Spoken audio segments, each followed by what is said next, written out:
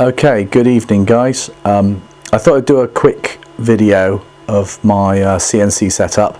Finished this in the last day or so and thought I would just do a quick equipment overview before getting on to the more interesting actually milling things videos. This setup is a bit of a hybrid. I've got a Workbee milling machine setup, which is the 1000mm by 1000mm setup.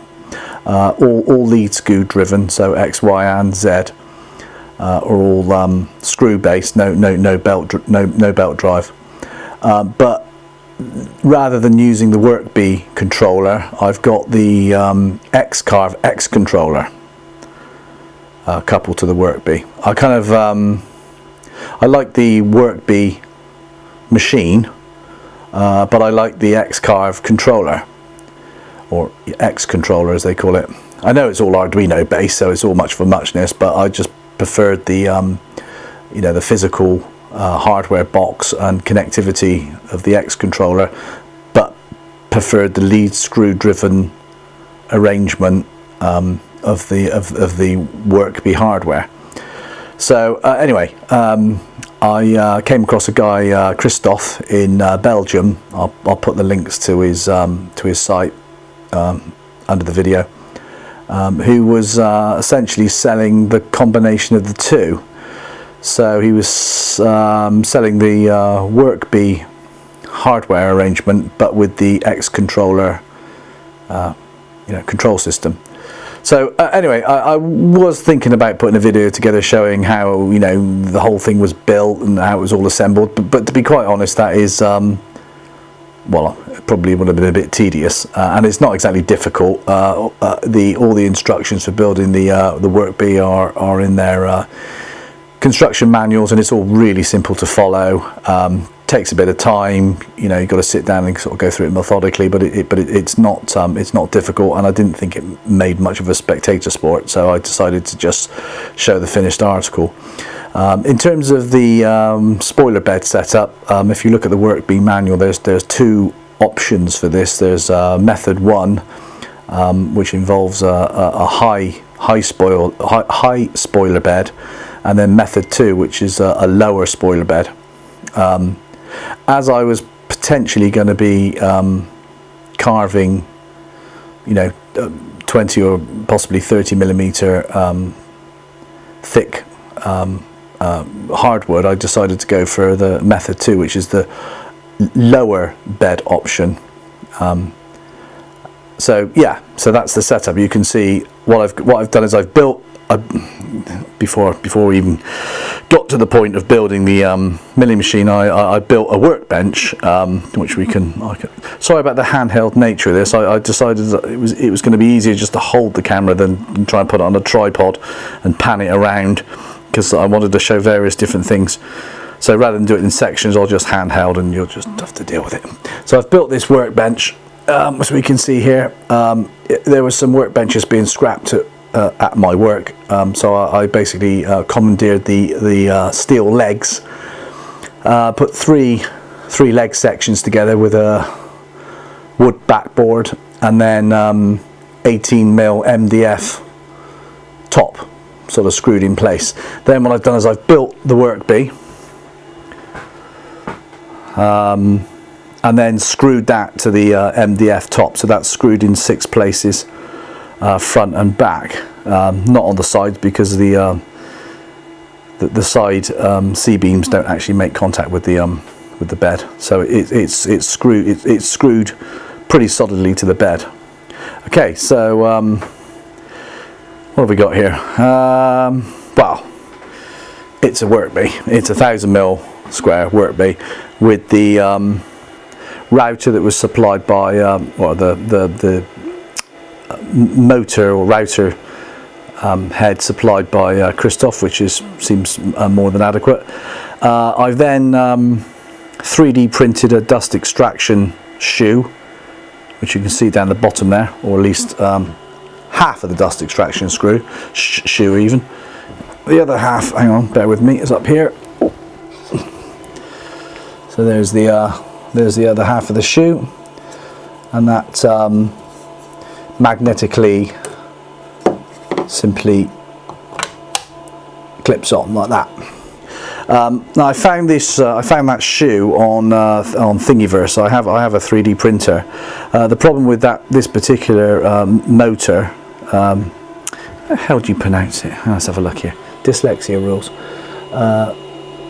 Makita, however you want to say it, is it has its exhaust air output tends to blow down onto the surface.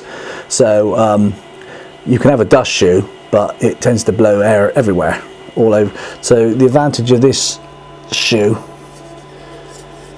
is it's got a, you can't see it because most of it's up in here, but there's a duct, so it actually blows its waste air or cooling air into this channel and then blows it out the side, as opposed to down onto the board where you don't want it.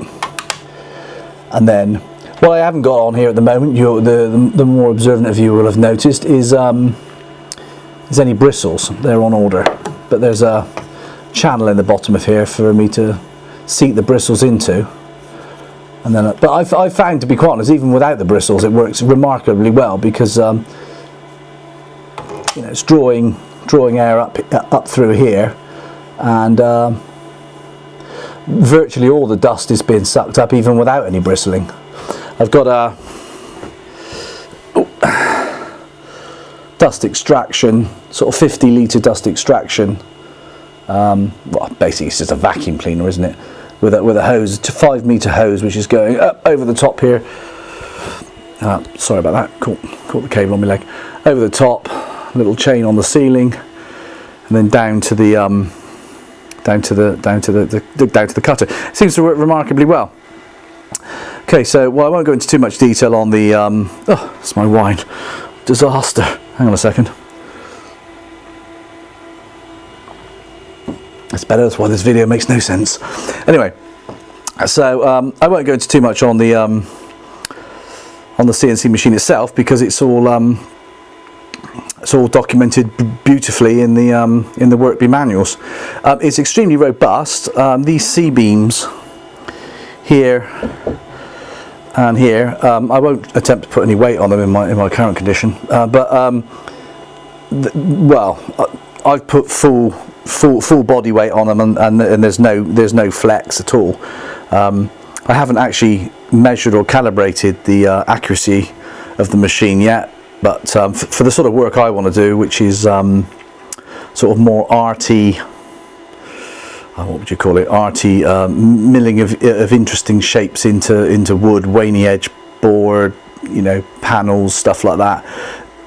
I mean, if I've got accuracy of less than 0.5 millimetre, that'll be more than adequate for what I require.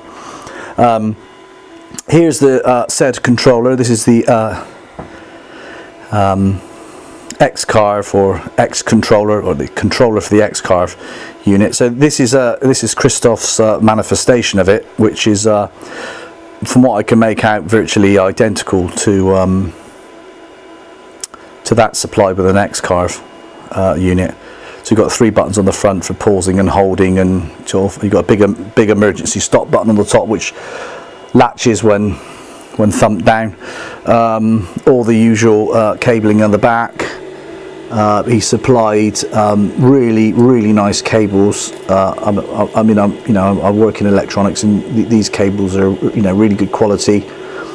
So we got our XY. Two Y motors, so Y motor over there, Y motor over there. So there's 2 separate Y motor drives, obviously a Z drive and an X drive, and then these blue cables here are the limit switches. All that was supplied. The limit switches were pre-soldered to the end of the blue cable, so didn't have to do anything with the limit switches other than mount them to the. Actually mount them physically to the CNC machine, and then just you know, cut back these cables and then wire them into the little green plugs on the end. Dead easy. I mean, you know, a doddle. Just follow the instructions. Either if you've got any motors that are running backwards, you can either reverse any pair of coincident wires, or you can just you know, flip the reverse on the in the software. Okay, right, talking of software, I'm using, I don't know if you can see this. This is Universal G-code sender. Found it fine, connects perfectly, all works well. This is the platform version, the latest version off of their website, off the GitHub website. Works fine. What can you say? It's some control software, moves the unit around, all works well. So what have I done with my spoiler board? Well, let me have a look. The spoiler board was the bit that was giving me the most sort of a headache, to be honest. In that there were two options. There was the option which involved drilling lots of holes into the base of, into the underside of the spoiler board, and then sort of mounting captive nuts. So you have like a matrix of mounting holes. I didn't kind of fancy that. It seemed like an awful lot of work. So in the end, I decided to cut channels. So what I've done here is I've mounted the spoiler board. Obviously, I've cut the spoiler board so that the machine itself is actually capable of, within about 10 millimeters of the edge of the board, of actually getting down either side of the spoiler board. So I can cut the spoiler board with the machine itself, as opposed to have to take the spoiler board off and cut it somewhere else. So what I've done is I ran a 6mm flute, or 6mm cutter. What do you call it? A spiral cutter. Spiral up cutter was the word I was looking for. Spiral up cutter. Ran that across the board, left to right, in 100mm, 10cm offsets, and then ran a slot cutter. Hang on, let's see if I can get around the end and show what that looks like. So you can see I've cut slots. Hang on a minute. I've got a slot here. Okay, so those, and then run the slot through. Now the problem with that is, obviously you can see here,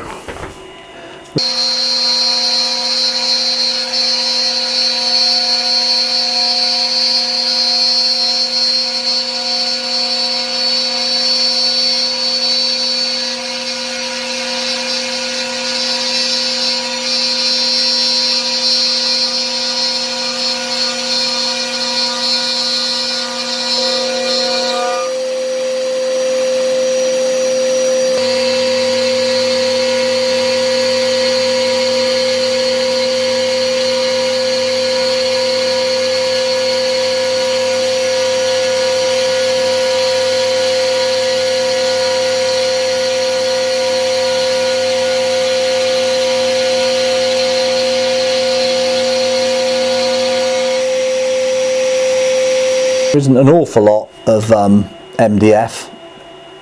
I could have run these deeper, but I wanted to keep the structural integrity of the board, not cut too deep. But that meant that obviously if you put a bolt through there and tighten up too hard, you're liable to pull it through, which is obviously not the desired effect. So what I've done is I've made kind of, you know, I'll pull these out. Sorry about this. So I've made these kind of extended. I had these bit of aluminium, these little bits of aluminium bar. Heaven only knows where I got them from. I got a whole bag of them, dozens of the damn things. So I drilled a hole through that and then recessed it slightly. Recessed the bolt. These are M6 bolts. So these basically then just, bear with me. Oh, it's very difficult to do with one hand. Oh, heaven's sake! Right, there we go. They just slide, do that a little bit, they just slide up and down in the slots, and because of the surface area of the aluminium, when you tighten this up, it spreads the load across the MDF, and well, I can see no, unless I really did it up tight with a spanner, there's no danger of it pulling through the MDF. And then I don't know, I've got these are wooden. These come as a little kit, like a bag of wooden. I'll put the link to where I got these from, but they're really nice actually, because they're made of wood, obviously. So you hit them with the bit, you're not gonna not going to chew a 30, 40, 50 pound bit up. You're just going to tear a hole in one of these clamps. As if they were made of metal, it might be a different story. So yeah, that's sorry, this is not very coherent. It's quite difficult to explain. But the other thing I've added in here, I'll just sit down a second, my back's killing me.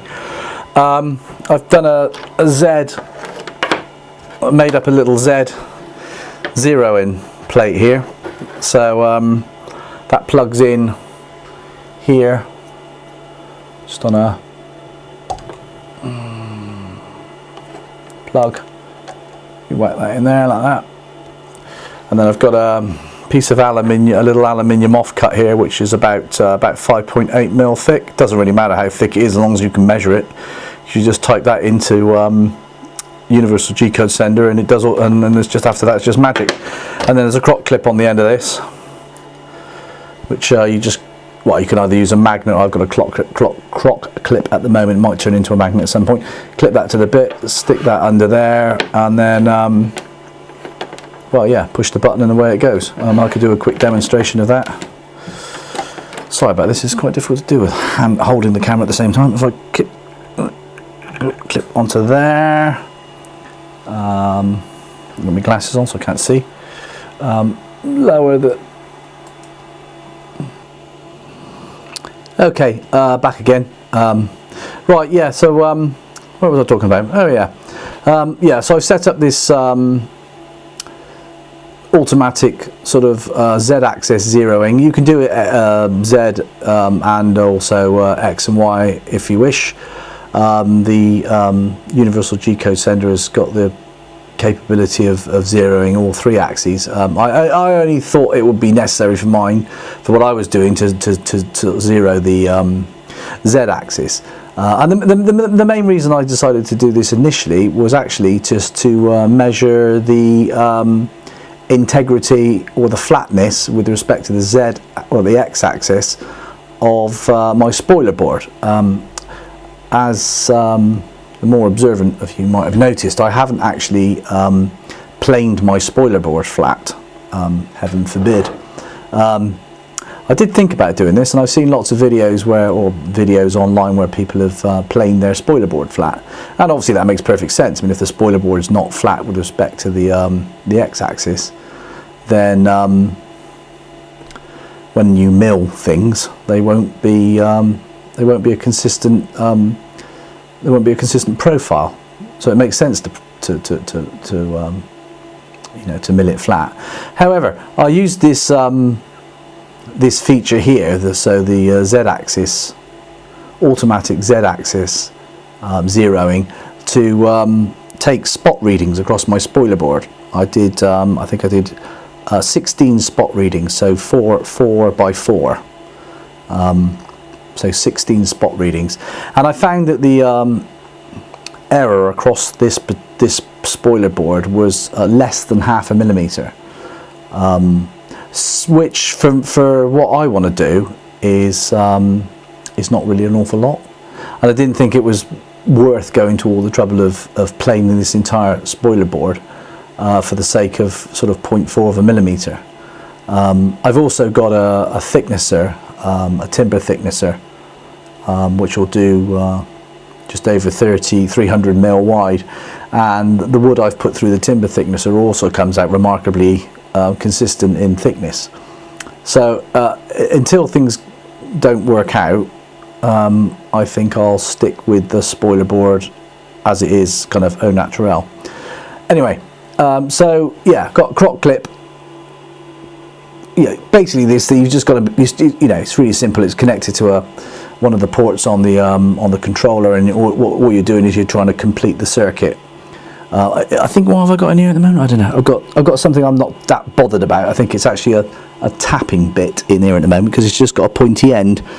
So yeah, I've wound it down to within about 20 mil of the plate, and then if I hit the button which says sort of 0, off it goes. So it comes down, does a double tap, and that's it. That's it. So if I disconnect this, take it out of the way, if I zero my X and Y axes, and then do return to 0. There we go. Remove my wine from my trusty piece of paper, and then got a piece of paper. As you can see, I can't actually get a piece of paper under there. It's come down and it's touching the spoiler board to the point where I can't get a sheet of paper under it. So that's pretty cool. I'll just wind it up a little bit so I don't actually do anything horrible. And there we go. So yeah, that works really well. So what I did was, I went over the entire spoiler board and took notes of the distances reported by Universal G-code sender, and found out that my spoiler board was remarkably flat and didn't really need any further adjustment, or certainly I didn't think required planing the blasted thing. So I'll just home this now. Hopefully nothing. I'll just take this off. Right, here we go. Home machine. So Z-axis comes up, has a little think, and then the whole thing's off. So it's heading back to the homing switches.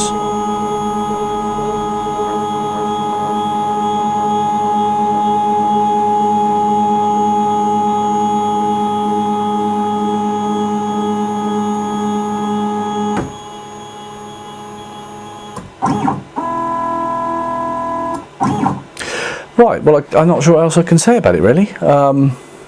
It all went together really, really well. Had no problem with the software. Have had no problem assembling the machine. The controller appears to work. Oh, damn it! Hang on a second. That's very nice. The controller works perfectly. Yeah, everything was supplied really nicely and went together well. So what I intend to do now is show a video of a carving event, which will be imminent. So anyway, hope that was not particularly informative, but at least informative, possibly even vaguely amusing. Anyway, thanks for watching, and I'll post something soon. Cheers.